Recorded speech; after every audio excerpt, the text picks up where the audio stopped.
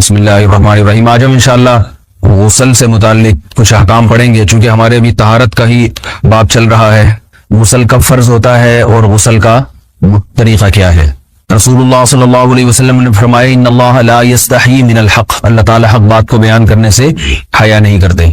تو غسل کے جو مسائل ہیں ان میں بھی بعض دفعہ کچھ ایسی باتیں آتی ہیں جو بظاہر حیا کے خلاف ہیں، لیکن علم کی ایک بات ہے، سیکھنے اور سکھانے میں حیا اگر کریں گے تو پھر ظاہر ہے ساری زندگی جاہل ہی رہے گا انسان۔ اور غسل کے مسائل سیکھنا اس لیے ضروری ہے کہ غسل جب فرض ہوتا ہے تو جب تک مکمل غسل نہ ہو آپ کی نماز ادا نہیں ہوتی۔ رسول اللہ صلی اللہ علیہ وسلم نے فرمایا الماء من الماء، حدیث ہے کہ غسل فرض ہوتا ہے خواہش نفس کے ساتھ جسم سے منی خارج ہونے سے۔ مرد پہ غسل کب فرض ہوگا؟ جب اس کے جسم سے شہوت کے ساتھ منی خارج ہو۔ منی بالکل سفید رنگ کی چیز ہے، ایک ہوتی ہے مزی۔ شہوت پیدا ہونے سے اگر کسی کے مرد یا عورت کے صرف رطوبت خارج ہونا شروع ہو گئی، اس سے غسل فرض نہیں ہوتا۔ جب تک مکمل شہوت پوری نہیں ہو جاتی اور مادہ منویہ خارج نہیں ہو جاتا، چاہے احتلام کی صورت میں ہو یا کسی بھی طرح سے ہو۔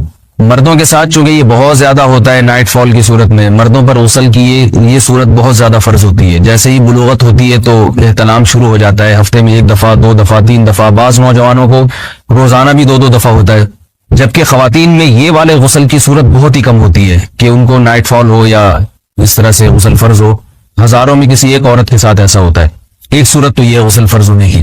دوسری صورت کیا ہے کہ جب انسان اپنی زوجہ کے ساتھ ملاپ کرے اور انٹرکورس ہو جائے، چاہے اس صورت میں ڈسچارج دونوں میں سے کوئی ہو یا نہ ہو، لیکن دونوں پہ غسل فرض ہو جائے گا، مرد پہ بھی اور عورت پہ بھی۔ یہ تو مردوں کے غسل کے فرض ہونے کا ہے۔ مردوں کے غسل میں ایک چیز یہ بھی ہے کہ اگر آپ نے رات کو نیند کی اور صبح آپ اٹھے اور آپ نے کپڑوں پہ نشان دیکھا، اب آپ کو یہ پتہ نہیں چل رہا کہ یہ منی کا نشان ہے یا مزی کا ہے، تو بھی آپ پر غسل کرنا فرض ہے۔ یہی سمجھا جائے گا کہ یہ آپ خواب میں ڈسچارج ہوئے ہیں۔ عورت پر جو غسل فرض ہوتا ہے ایک اور صورت میں ہوتا ہے کہ جب خواتین کو ایام آنا بند ہو جاتے ہیں، حیض یا نفاس سے جب پاک ہو جائیں، تو بھی ان پہ غسل فرض ہے۔ یہ تو غسل کی فرضیت سے متعلق احکام تھے۔ کچھ چیزیں ایسی ہیں جن میں غسل سنت ہے، فرض نہیں ہے۔ جمعہ کے دن غسل کرنا رسول اللہ صلی اللہ علیہ وسلم نے بہت زیادہ تاکید کی ہے۔ سنت کی 2 قسمیں ہیں، سنت مؤکدہ اور سنت غیر مؤکدہ۔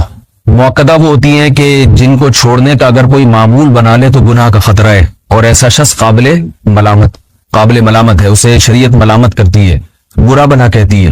تو غسل سنت مؤکدہ ہے ہفتے میں 1 مرتبہ، چاہے جمعے کے دن ہو یا کسی بھی دن ہو۔ جو مسلمان ہفتے میں 1 دفعہ بھی نہیں نہاتا، وہ کتنا ہی نیٹ کلین ہو، مگر شریعت کی نظر میں وہ قابل ملامت ہے، اسے تانے دینے چاہیے کہ شرم نہیں آتی ہو مسلمان مگر رہتے ہو بھنگیوں اور چماروں کی طرح۔ ملامت تو اسی کو کہتے ہیں نا۔ اس کی دلیل رسول اللہ صلی اللہ علیہ وسلم نے فرمایا، صحیح حدیث ہے، حق علی کل مسلم ان یغتسل کل اسبوع مرۃ، کہ ہر مسلمان پر لازم ہے کہ وہ ہفتے میں کم از کم 1 مرتبہ غسل کرے۔ ہر مسلمان پر لازم ہے، چاہے اس پہ غسل فرض نہ بھی ہے۔ اور کس دن بہتر ہے؟ جمعہ کے دن۔ نبی صلی اللہ علیہ وسلم نے حکم دیا ہے کہ جمعے کے دن غسل کیا جائے۔ امام احمد ابن حنبل کا مذہب یہ ہے کہ جمعے کے دن غسل کرنا واجب ہے، صرف سنت نہیں ہے بلکہ واجب ہے، لیکن جمہور کا مذہب یہ ہے کہ سنت عمل ہے۔ غیر مسلم جب اسلام قبول کرتا ہے تو اس وقت بھی اس کے لیے غسل کرنا سنت ہے۔ جب ہم مردے کو نہلاتے ہیں تو جو مردے کو نہلائے اس کے لیے بھی خود غسل کرنا افضل ہے، سنت عمل ہے۔ عید کے دن غسل کرنا سنت عمل ہے۔ تو یہ وہ تمام مواقع ہیں جن میں غسل کرنا رسول اللہ صلی اللہ علیہ وسلم کی سنت ہے۔ غسل کا طریقہ کیا ہے؟ غسل میں 3 چیزیں فرض ہیں، منہ بھر کے قلی کرنا، ناک میں پانی ڈالنا کہ ناک کی جو نرم جگہ ہے یہ اچھی طرح تر ہو جائے، اور پورے جسم پہ 1 مرتبہ پانی بہا دینا کہ جسم میں بال کے برابر جگہ بھی خشک نہ رہے۔ یہ تو ہے فرض، یعنی یہ کام کسی نے کسی بھی طرح سے کر لیا تو غسل ادا ہو جائے گا، چاہے اس کی نیت غسل کی تھی یا نہیں تھی۔ کوئی آدمی چلتا ہوا جا رہا ہے، پھسل کے تالاب میں گر گیا، پورے غوطے کھا کے باہر نکلا، قلی کر لے اور ناک میں پانی ڈال لے تو غسل اس کا ادا ہو جائے گا۔ البتہ چونکہ نیت نہیں تھی لہذا غسل کا ثواب نہیں ملے گا، ثواب نیت کے بغیر نہیں ملتا انسان میں۔ دلائل اس کے الگ موضوع ہے کہ اس کی دلیل کیا ہے کہ بغیر نیت کے بھی غسل ہو جاتا ہے، لیکن میں نے بتایا دلائل کا سیشن نہیں ہے، اس میں پھر بات لمبی ہو جائے گی۔ تو یہ تو ہے فرض، پورے جسم پہ پانی بہانا، کلی اور ناک میں پانی۔ سنت طریقہ کیا ہے؟ رسول اللہ صلی اللہ علیہ وسلم غسل کیسے کرتے تھے؟ سنت طریقہ جس پہ جو اختیار کرنا چاہیے وہ طریقہ یہ ہے کہ جب آپ غسل کے لیے بیٹھیں تو سب سے پہلے وہ جگہ دھوئیں جہاں نجاست اور ناپاکی لگی ہوئی ہے. نائٹ فال ہوا, کسی کو احتلام ہوا, تو جہاں جہاں گندگی لگی ہے پہلے اس جگہ کو دھوئیں. استنجا کریں, شرمگاہ کو دھوئیں اچھی طرح. سمجھ رہے بات. اس کے بعد ہاتھ دھوئیں اور مکمل وضو کریں جیسے ہم عام حالات میں وضو کرتے ہیں. مکمل وضو کرنے کے بعد دائیں کندھے پہ پانی ڈالا, لیفٹ سائڈ پہ پانی ڈالا. پہلے زمانے میں تو چلو سے غسل ہوتا تھا, ہاتھ دھو لیے تو اب چلو سے پانی لے کے یہاں ڈالا جا رہا ہے, چلو سے پانی لے کے یہاں ڈالا جا رہا ہے, پورے جسم پہ ملا جا رہا ہے, اور چلو سے پانی لے کے 3 دفعہ سر پہ ڈالا جا رہا ہے. تو آج کل چلو ولو تو ہے نہیں, شاور کے نیچے جا کے کھڑے ہو جاتے ہیں. تو اس میں یہ کہ شاور کھولے کھڑے ہوئے ہیں, سارے چلو اس میں خود بخود ہی ہو جائیں گے, پورے جسم پہ پانی بہ جائے گا. نبی صلی اللہ علیہ وسلم کے دور میں یہ جدید چیزیں نہیں تھی, شیمپو اور صابن. تو آپ صلی اللہ علیہ وسلم بیری کے پتوں سے غسل کی ترغیب دیا کرتے تھے. بیری کے پتوں کو اگر پانی میں پکایا جائے تو پانی میں میل کچیل صاف کرنے کی صلاحیت بہت بڑھ جاتی ہے. ہمارے زمانے میں تکلف کی ضرورت نہیں ہے, صابن ملتے ہیں اس سے نہا لے آدمی, نہایا کریں. بہرحال کہنے کا مقصد دیا آپ لوگوں سے, تو یہ سنت طریقے سے غسل ہو جائے گا آپ کا. سمجھ رہے ہیں بات کو. سب سے پہلے استنجا کیا, اس کے بعد وضو کر لیا, اس کے بعد غسل کر لیا.